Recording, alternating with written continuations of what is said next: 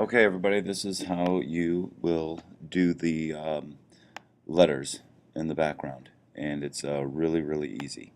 So you're going to start by going to Illustrator and getting a new file going, and we're going to make this a file that is, a background that's not 36 by 24. We're going to change this to about an 8 by 10. So we'll go 10 by about 8, because that's about the size of, a screen, and it can be, changed, resized, but that's really as big as we want it. It's going to be just like that, and you can click on orientation here. That sometimes helps. Okay, so here's our image, and if you remember how to do some of these things with the with Photoshop, this is going to feel a lot like that, except you're going to actually make your object warp on your own. So let's start with this. Go to that. Go to my colors here. Yeah, I'll probably use, let's use some MRH type colors. Yeah, that's good. Go to my gradient, make it come down this way. There we go. And now I'll bring it down to about that much. Okay. So now I can take this thing and I'm going to want to warp it a little bit. Now what I'm going to do with this instead is to envelope distort. And I could go and do transform and do some of these set ways to transform things, but you don't get a lot of variety with that.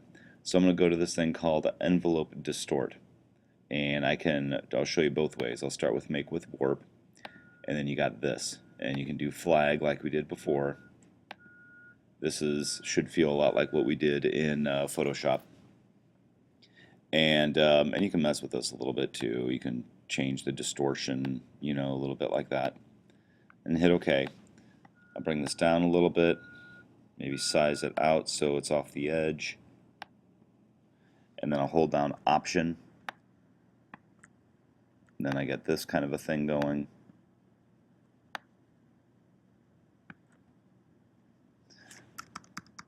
Maybe I'll turn this guy around here, hold down Shift to get it like that. Let me take this one and move it up there.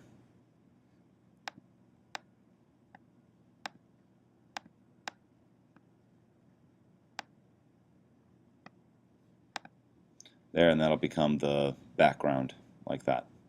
So that's one possibility. And then what you're going to do to get a frame, so to speak, on this is draw another box on the inside, and go down here to your color picker, and you want to have the frame have a color and the fill here be nothing. So the frame color, I'll stick with another, I'll go with this blue here. And then I can just take my stroke and I'll really crank it up. So, 10 or probably even like 50. And then I want to make this go to align the stroke to the inside, like that.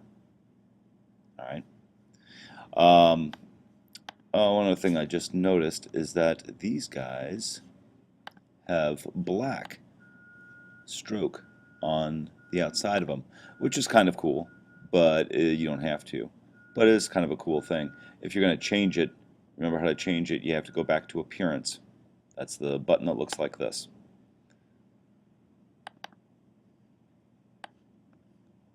I can change my opacity now of that one. Instead of normal, I can go to like screen, get that kind of an effect, and go to overlay, get a different effect. Multiply is usually kind of cool. Yeah, I'll stick with that. So that's what I'm going to do for these. Then when that's all done, go to my layers and select all three of these guys. So not my not my blue outline here, but just these three guys. And I'll go to my opacity and knock them all down a little bit. So I should be able to do that from here. Nope, looks like I'm going to have to do them one at a time. Okay, well, that's kind of a pain, but anyway. Knock that down to there, 49%. Knock that one down to about 50%. And then my last one here, knock it down the same way. There. Alright. Then I'm going to have a big honkin' letter. Now I don't want to draw a box like this. I'm showing you the kind of the wrong way to do it. I don't want to draw a box and then type the letter A because look, it's this little bitty letter stuck way up here. Instead I'm going to make it dynamic. To use dynamic text, all I'm going to do is with my text tool, I'm just going to click somewhere and I'll type the letter A, and then I can go to my black arrow tool, get my bounding boxes up, hold down shift, and it will enlarge to the size that I need, which is pretty sweet. So there, one's already done. Easy. Font, we need to discuss font. We decide what we like for font. We want something that's very easy to read. Yeah, it's a little too cartoony for me. Tahoma is usually a pretty good one. T-A-H. Yeah, that one's alright. Times. Yeah, maybe Times. I'm just not a fan of serifs. Ooh, there we go. Trebuchet. Yeah, I like trebuchet. Use trebuchet. Let's see what the other ones look like. There's B. Sure. C. Yeah. Skipping ahead here. What does F look like? Alright. How about Y? Yeah, let's stick with trebuchet. That's the font I want you to use. That's it. Then when this is all done, you're going to go to File, and you go to Save As. And make sure that you save it the first time around. You have to save it as an Adobe PDF. And then my students from the other class will import them from this way. So you're going to call it the letter, so I'll call it letter Y, .pdf. Hit Save PDF, and it's done. Alright, so I told you there's going to be two ways to do this. So that's the first way. And it is really like up to you. I'll grab all three of these, delete them, and let's turn off the other things we have going on here. Go back to my layers, turn that off, and I'll get a brand new layer for my background, so I got to put it below. New background. Okay, on this new background, same thing as before. Draw the box, make it do its thing, do this thing, then do this thing. Okay, same as before. But now I'm going to go to Make with Mesh. Now the cool thing about this is that what you're doing is putting on a gradient mesh, which is this tool, but you get to determine ahead of time how many rows and columns you want. So I might do like, well, 7's a lot. I'll do 5. And then you can sit here and grab this and center it or put it wherever you want it to go, but then with the white arrow, you select the ones you want, and you're like, yeah, you come up there, grab these guys, you guys come down here, grab you guys, why don't you come over this way, grab these guys over here, maybe you can come down some, or maybe come up some, and then grab these guys, maybe make them bend a little, you know, whatever you feel like doing. It gets very weird and goofy looking. But then this is the cool part that you can't do this with the other envelope distort. You can only do it with this one. I'm going to grab, say, maybe these ones right here, these, and I'm going to make them a totally different color. So I'm going to grab this guy. Whoa, why isn't it making another color? Hang on. Alright, that should be doing that. That's really weird. Oh, I do have to add this button. Okay, no biggie.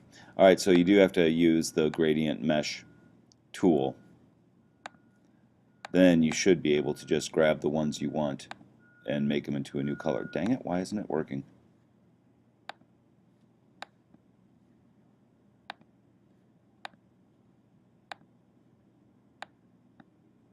Okay, let's figure this out. Envelope distort, release. No, it's not that. Dang, I just did this last year too. Reset with mesh. Okay, so I can reset it every time, but I should be able to change the color.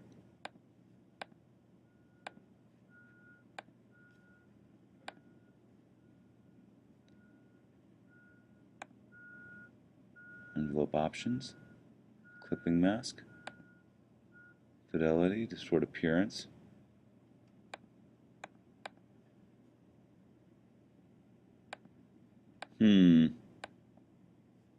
Well, I thought there was a way you could do that, but I'm not going to waste time trying to figure it out.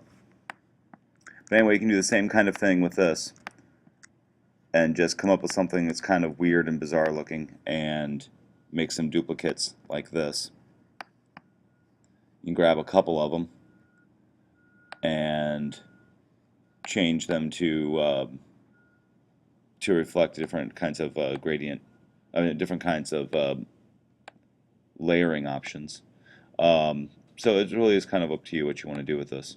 I can grab like maybe that one, change the opacity, or I can go back and do like the overlay to like every other one, and you get kind of a neat effect. Remember, you have to click opacity to make this come up. So, you know, it's really up to you, whatever it is you want to do. But the point is we want to make something look kind of cool and interesting. I mean, obviously this looks really, well, bad and messy. So you need to make something look kind of cool. A couple of you made some really wavy, awesome looking ones before. Okay, then the last one is just going to be the regular old gradient mesh. So for this one, I put on a gradient, resize it, and then I can start. Yeah, this one doesn't want to play nice with gradients, so you're gonna have to do it this way. And what you do with this is once you determine which ones you want, you can give it all a color, and then you can grab certain ones and make them a different color, like that. I should grab all those. Make them all this color. Grab these guys and make them green. Grab these guys, maybe make them white. Maybe grab these guys over here and do the dark purple thing. And then you can grab these and move them around, the colors around within the shape. So the shape stays the same, but you're moving the gradient of the actual color. See, I'm making my green go zigzag. I can grab these, move them that way, move them that way, move it down, move those up. So you can have a lot of flexibility with this. I don't know why I can't get it to do this with the other one first. Anyway, okay, so that's about it. Have fun with this. Get started.